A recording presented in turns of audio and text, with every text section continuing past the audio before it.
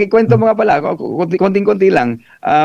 Mula sa Seaman, paano ka na-convert diyan sa content creator? Ayan po, Konting-konti baka lang. maiyak na naman ako.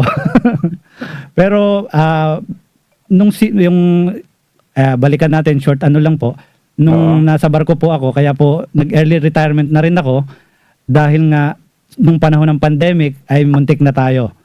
Thanks God at binigyan niya ako ng pangalawang buhay at ayun ang winis ko sa kanya na kung bibigyan mo po ako ng magandang buhay, ng pangalawang buhay, dahil nga muntik na talaga ako noon nung na-COVID at siguro si Lord na lang talaga ang nag-ano sa akin. Yes. Sinabi ko sa kanya na kung bibigyan mo ako ng pangalawang buhay, bigyan mo ako ng sign kung paano ako makakapagpasaya, kung anong pwedeng i-share sa ibang tao.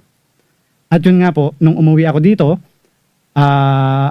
mahirap tanggapin dahil sa edad kong 47 pa lang ako noon, ay nag-give up na ako as a seaman. Mas pinili kong nag-stay na dito, early retirement na ako. At habang nagninilay-nilay ako, medyo nag-worries ako dahil sapat na ba yung naipon ko para mag-survive ako. Kailangan ko ulit magtrabaho, magdiskarte para ma-survive ko yung pagdadaanan ko pa. Kasi nga, masyadong bata pa ako na normally, 60 years old nag-retired. During that time, I was only 47. So, pumasok itong pagko-content ko actually sa TikTok ako nagsimula. Nagpo-post lang po ako actually nung una ay medyo malulungkot dahil dama ko pa yung mga nangyari sa akin. But bigla pong dumami yung mga followers ko, maraming mga positive na comments na lumalabas at ipinagpatuloy ko lang.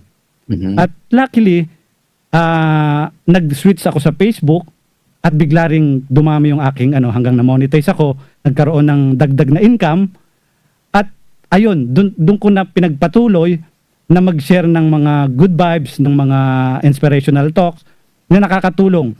Dahil aminin po natin na sa isang malungkot, sa isang taong nalulumbay, makita ka lang, mapangiti mo lang sila sa isang video mo, malaking bagay po yan. Hindi man sa pinansyal, pero yung makapagpasaya ka sa mga tao, malaking bagay yan. Correct, Ayan. correct. Kaya diyan po pumasok yung pagiging content creator ko at may mga nakarecognize na mga katulad po, nabigyan tayo ng parangal ng Dangalang Pinas at hindi ko po akalain na mga ganito, yung mga bagay na si Lord lang ang nakakaalam. Kaya praise the Lord po.